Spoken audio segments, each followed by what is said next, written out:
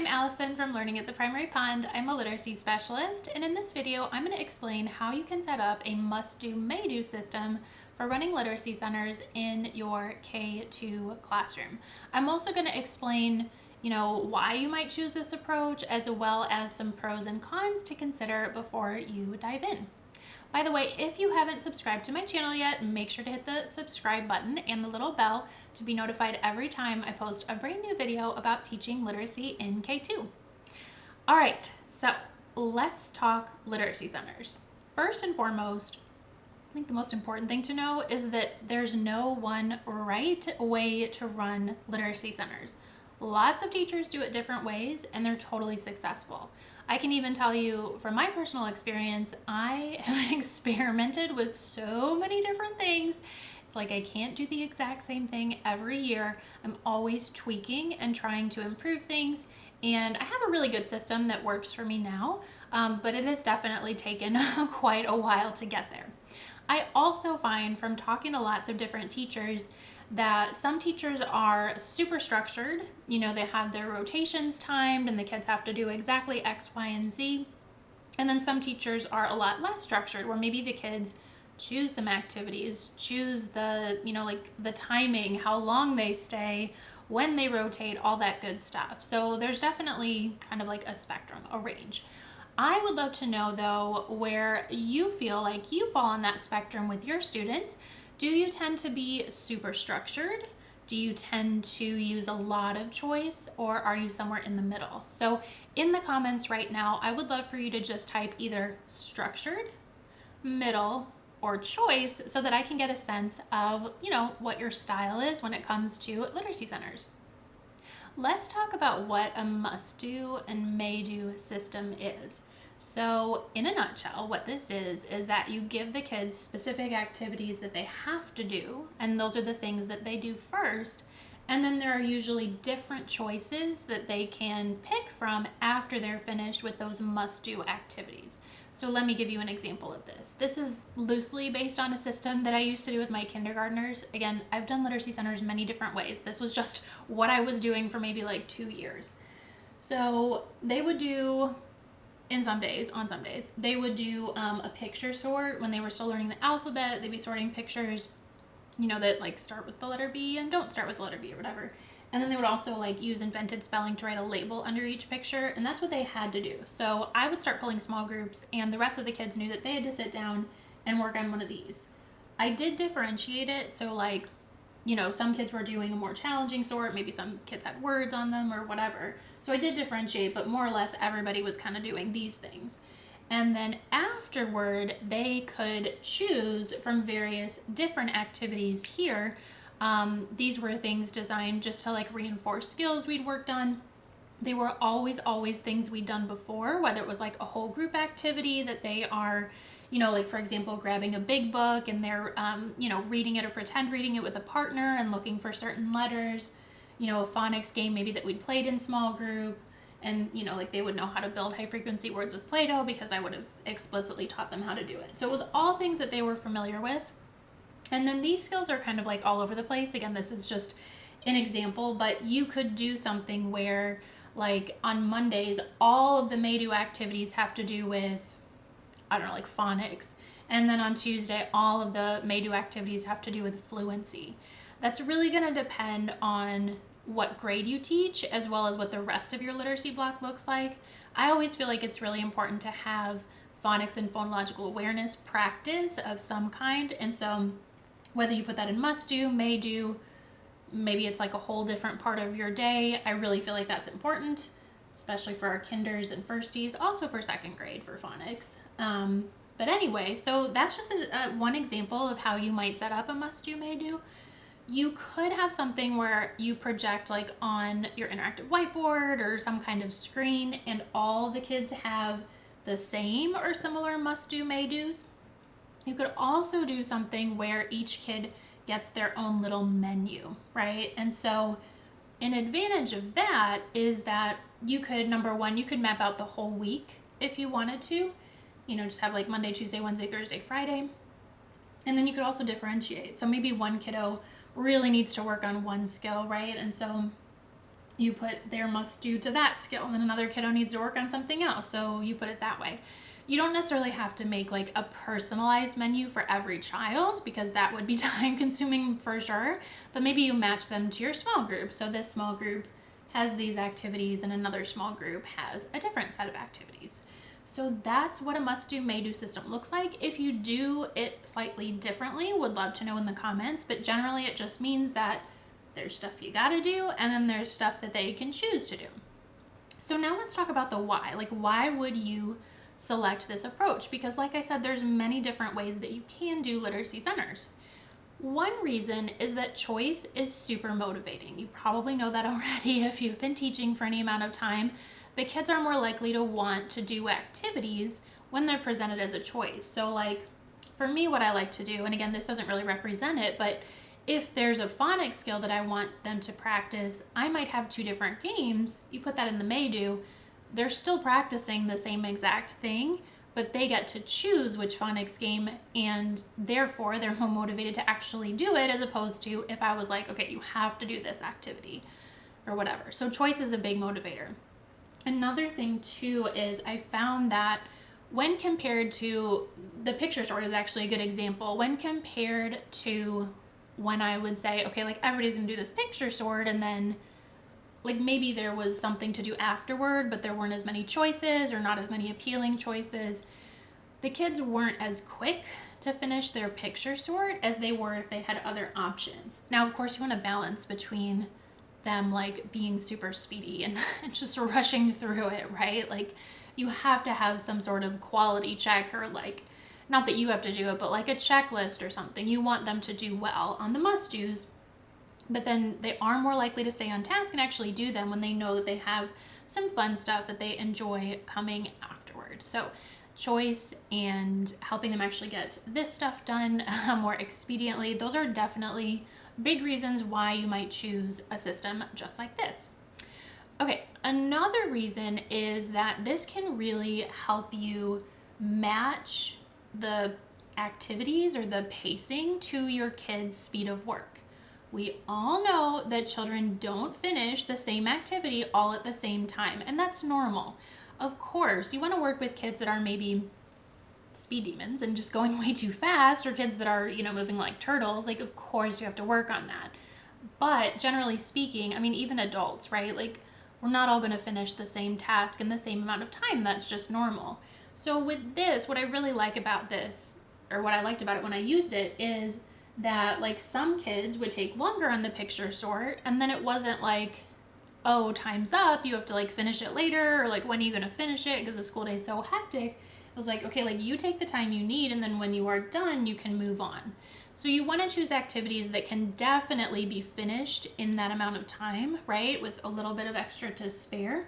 But it does allow the kids to work at their own pace, and then you don't have like the weird situation of unfinished work. And like I said, when are they going to finish it? Do they finish it tomorrow? Do they forget what they're doing?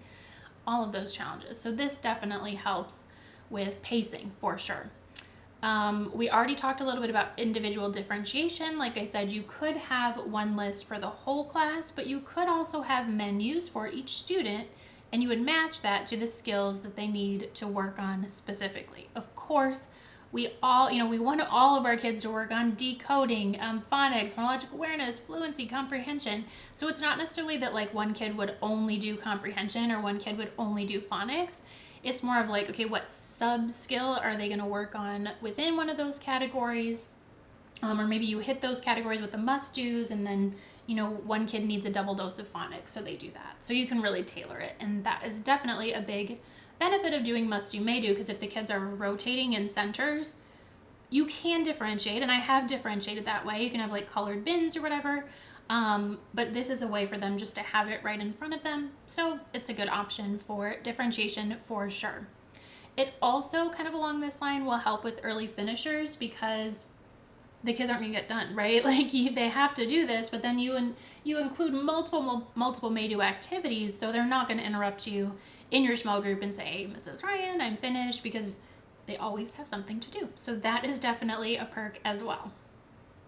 Okay, now let's get practical and talk about what this would actually look like if you were rolling it out in your classroom. So something you could consider doing if you're thinking about this from the start of the school year is you could have them have timed rotations, but then eventually you move to this model. Sometimes this model, especially with kindergarten at the beginning of the year, can seem like overwhelming to some kids, like, oh my gosh, I have so much choice, or I can't manage my time very well. So that can be a challenge, but if you take the time at the beginning of the school year to teach each activity very thoroughly, I think I have some information about that on my blog. It's probably called like how to set up centers at the beginning of the school year. That's learning@theprimarypond.com. But anyway, I believe in going slow and making sure the kids know exactly what to do, because if I rush into centers, what I find is that the kids end up interrupting me in small group, and it doesn't go well. So I say take your time at the beginning of the school year, teach each activity, have the kids practice, and then even throughout the school year as you're adding in activities, like I kind of mentioned before, make sure it's something that you've done in whole group, in small group. They need to have practiced it before you just, explain what it is and toss it at them. They need to practice with some sort of guidance up front. So like I said, you could start with timed rotations, and then as they, improve and they're staying on task, then you can move to a MustDoMayDo system. When I say timed rotations, I just mean like they stay in one center and do, XYZ for 15 minutes, and then they move, on the bell or whatever else you want to do. So that could be a way of easing into it. Another thing to think about is how you're going to tell the kids either like where to go or what activities to do. They don't physically have to move anywhere if you don't want them to. One thing that worked pretty well for me when I did this was I would have my small group at the small group table, but the rest of my kiddos started at their seats, and so like they were given this to work on, and then the other Maydo centers were actually like physically around the room. So then the kids weren't, if they were doing something a little noisier like partner reading or whatever, they weren't bothering the kids that were still on the must-dos. So I did have a big classroom those years that I was doing this, so that definitely helped. But all the kids at their seats, and then the Maydoers that were already on that were kind of spread out around the classroom. So that seemed to work well. You could also have just like bins, right, on a counter or like on a table, and the kids do their must-do and then they bring the bin to their seat, however you want to do it. But I think what my main point was that I was trying to get to was that you want to have some kind of visual so that they know what to do. This little list that I drew up for you, I would never use with my students unless they were really fluent readers, because I would always use something that has pictures on it so that, they know, oh, this picture means that and this picture means that.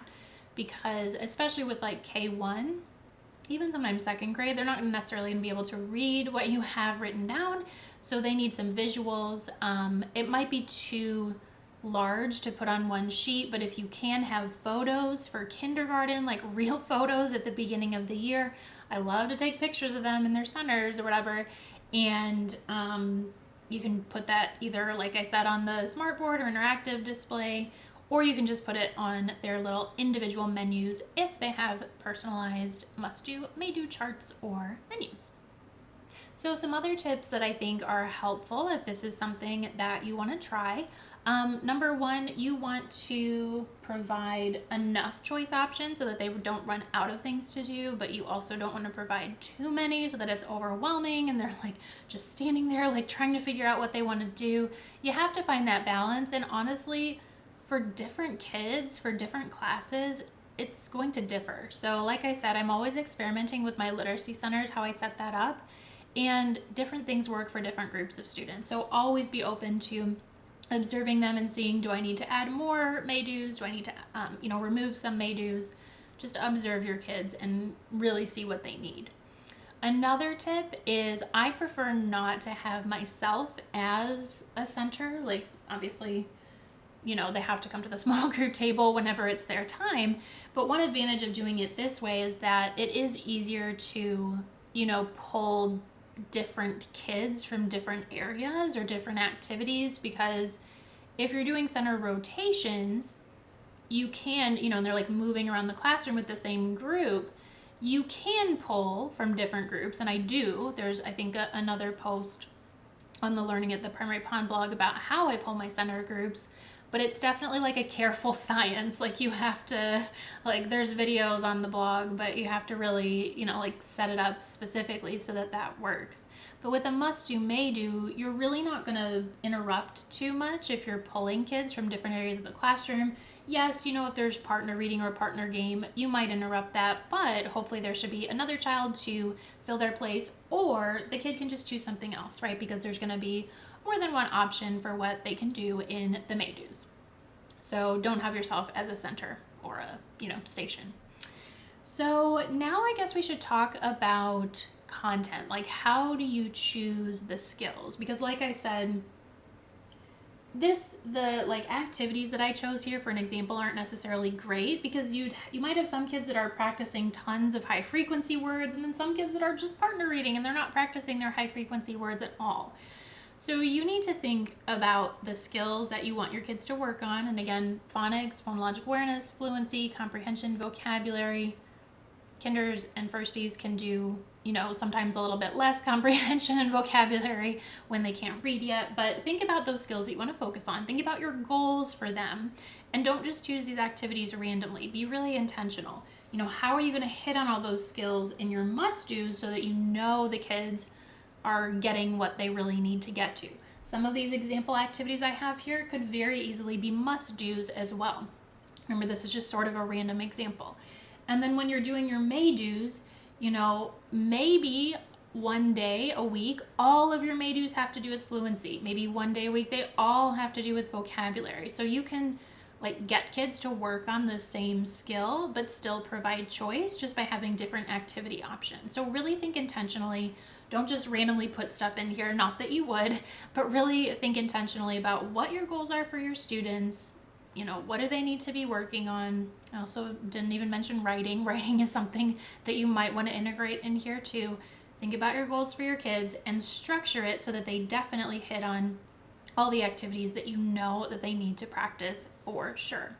Your Maydos could be like technology, maybe more practice using an app or something.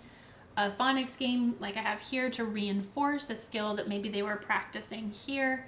Academic play like in kindergarten. Sometimes I like to have my play centers at a different time of the day just because it can get a little noisy, but it is an option as long as you have a big enough classroom to separate everybody out. And then maybe your Maydos are high frequency words, and maybe one of them is make the words with Play-Doh. Maybe another one is make the words with another material, stamp them. So again, you can have them work on the same or really similar skills and just provide different options, which is fabulous for motivating them and giving them those choices. Okay, so hope this was helpful to you. If you want to learn some effective routines, and some of them can actually be used in literacy centers or your phonics blog if you have a different time of day. If you want to learn about some really effective routines for teaching K1 and 2 kiddos those important phonics skills, I would love to have you join me for this free online workshop. It goes much more in depth. It's a full hour long, and you get a certificate and a freebie. Would love to have you join me for that. There are new dates added all the time, so look for the link that goes along with this video so you can join me for that. Again, I hope this was helpful. Don't forget to hit the like button, subscribe, and I'll see you in the next video.